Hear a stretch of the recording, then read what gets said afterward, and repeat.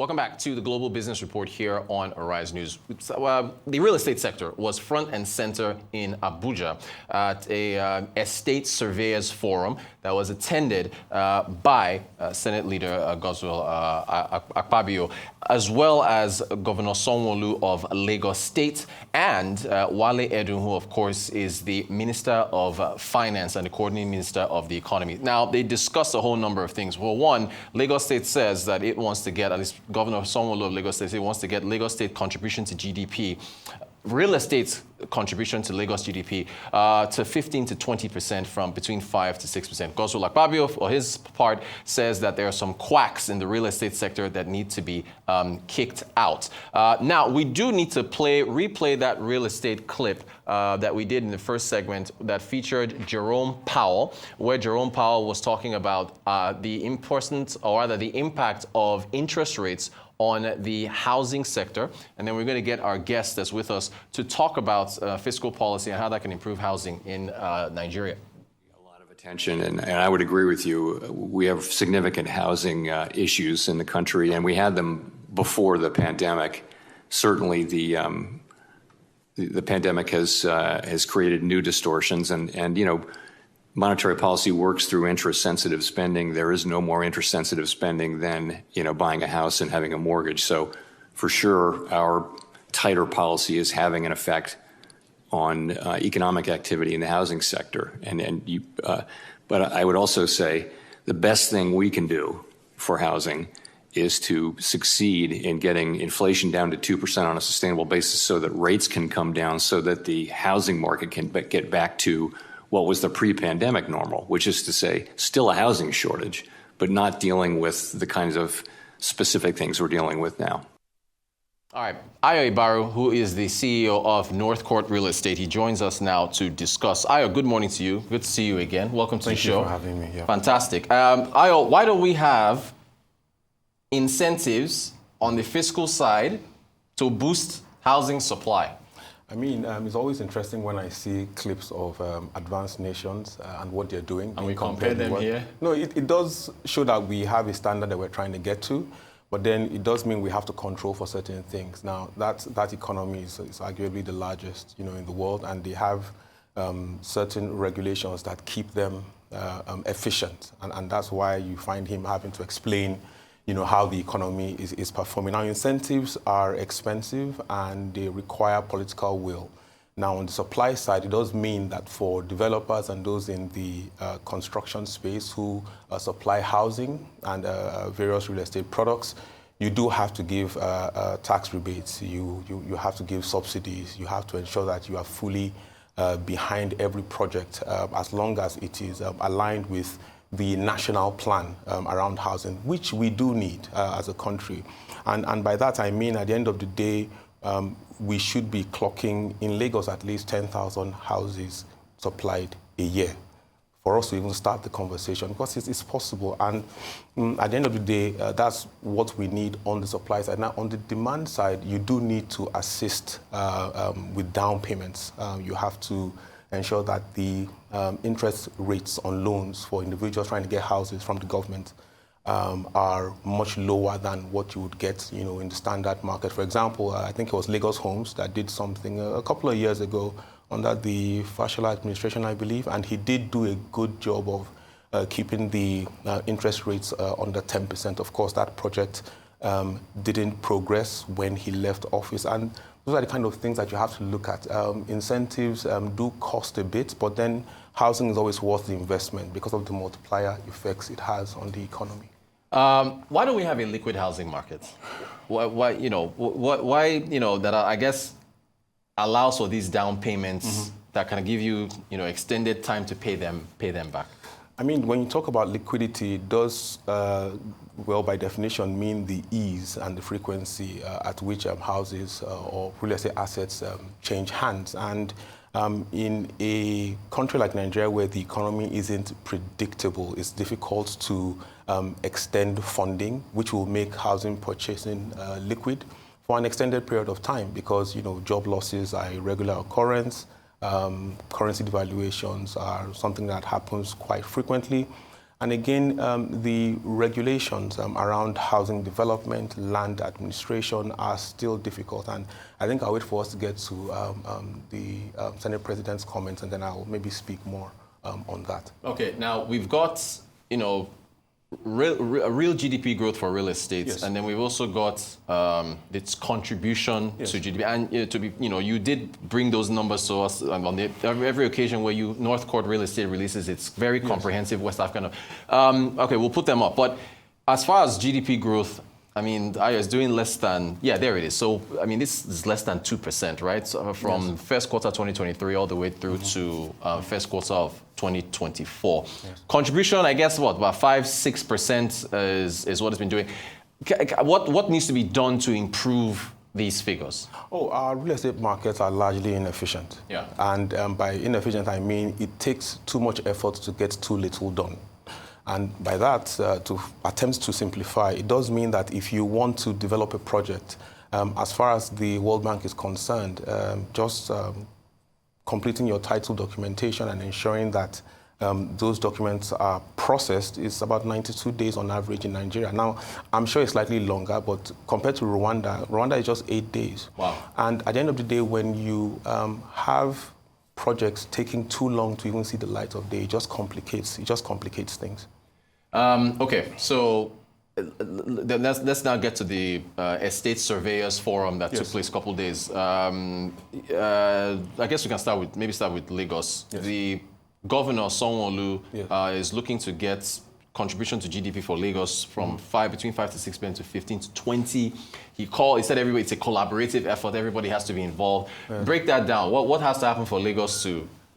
I mean, first of all, as a government or as a people, we have to realize that we don't have as much time as we think we do. Yeah. And that's because there's a gestation period from planning to final execution of projects. And so what this means is the work that is ongoing on infrastructure has to be accelerated because in many ways, infrastructure development is kind of a shortcut in that it helps force investment into other areas. A good example here will be the Lekki-Ekpe expressway that is ongoing. I think it's Cranberg behind it. What you will find is as that road has made progress, the land values and the property values along both sides of that road have increased. But then there's a much bigger problem.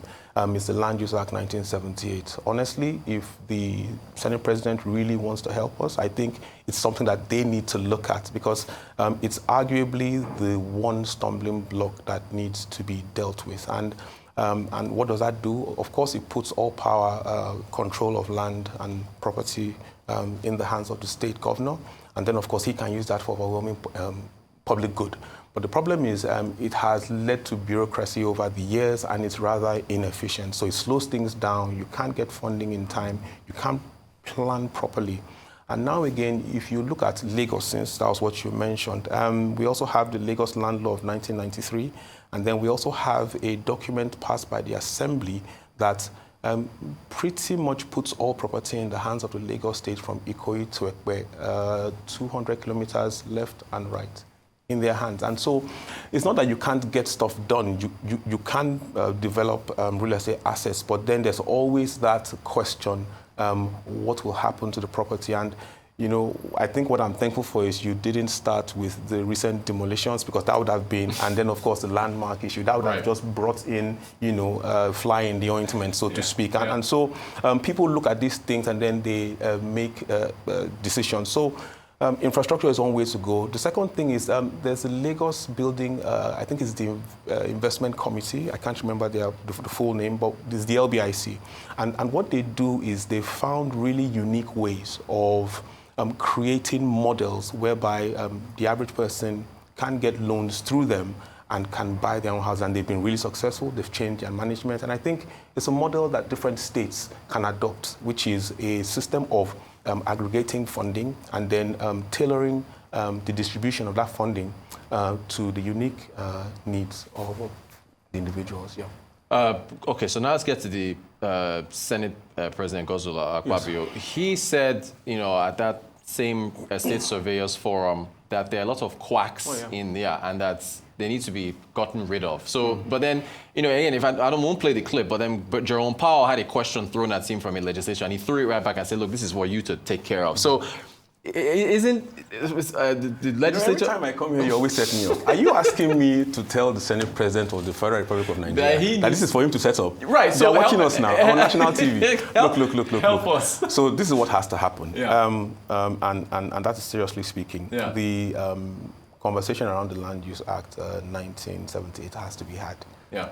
Something has to be done about it. It's just a stumbling block. It's really of no use, if you think about it, to the speed of growth that we need. That's one. But then the Nigerian Institution of Estate Surveyors and Valuers, of course, of which I am a member, I've been a member for years. Great. We do have a investigations panel. We do have a disciplinary committee. But we can only address those who are part of us. Now, the thing with quacks is people only complain about them when things go south. And the second problem is there's no one to escalate to. There's no one to call them to order. Now, I have been part of different cases where members of our institution went against the law, right? And we called them to task and we said, look, you need to resolve this issue, you need to refund and so on. I mean, in Singapore, if you try and you are found guilty to execute transactions outside of their framework, you're paying between $50,000 and $75,000. Wow. In fact, they have fines. They have prison time in US, Miami, Florida, Oregon, in in the UK, and in the Netherlands. If you consummate transactions outside of the legal framework, you are not licensed, you can spend time in prison.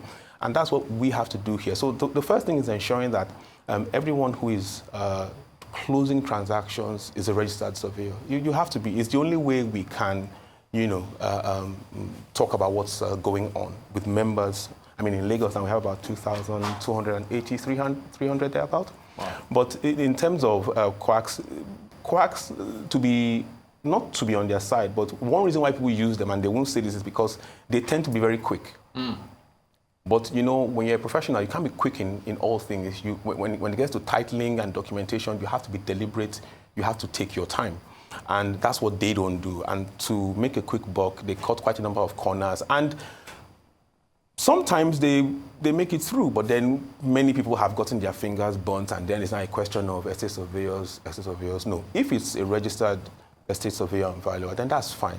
Okay, he can be reported, she can be reported, escalated, and the license can be seized, and so on and so forth. Fantastic. Thanks for that. I keep asking you this question every time you come on. Yeah. How do we develop markets outside of Lagos and Abuja as far as competitive real estate markets in Nigeria? One of the studies I did look at, I think it was from the MIT, did conclude, and it's an old conclusion, but it was reconcluded among us researchers. That's how we speak. Now, wherever economies grow, real estate markets follow. Right. Once the economy is weak, the real estate market won't be as strong. And that's why you see a lot of work or activity in Lagos and in Abuja. And until recently in Port Harcourt, because you now have insecurity and instability in the system, and that might take like 6 to 8 months to peter out before you start to see new investment. So state governors have to, in a sense, specialize on areas that can accelerate growth in their economy. So, for example, do you want to focus on healthcare? And it's going to be a difficult move politically, but it will pay off long term, because it does mean that some things by the side will fail. So what state will pick healthcare as the healthcare capital of Nigeria, meaning all ailments, all surgeries, and so on and so forth are taken and are done there? Because you see, even in the West now, you're hearing long wait times. You were talking about Mélenchon and the French election. Yes, one of the things in Burgundy. Burgundy is south of Paris. Dental appointments are 6 months. Wow. Yes, and surgeries in the UK, in Canada, they take forever and a day to get an appointment, and you must almost be at the point of death, right? But we saw a reversal of that in our study of the last 6 months, where you find people who are unable to meet GPs, right, in the West, come back to Nigeria to, of course, people who are competent and so on and so forth. So states, governments can focus on healthcare, and also focus on education. And that builds, I mean, take for example, Boston. Boston in the US is really education, right? That's where you have quite a number of institutions, right, that run the educational framework right in the United States. So ultimately, state governors have to look into their economies and force growth. It might be by partnerships. And they're doing this to a small extent, to a lesser extent they are. But like I said at the top of this, we assume we have time and we don't. We have to move faster. We have to sign more partnerships. We have to do more groundbreakings, and we have to do a bit more follow-up in terms of how quickly our projects see the light of day. So state governors have to work on improving their economies, and that will naturally bring real estate development. Yeah. Ayo Ibaru, CEO of NorthCourt Real Estate, always a pleasure. And I hope when your next report is out, you come and share with us. I will. Fantastic. You guys make the best reports. Thank you so much for your time. Really appreciate it.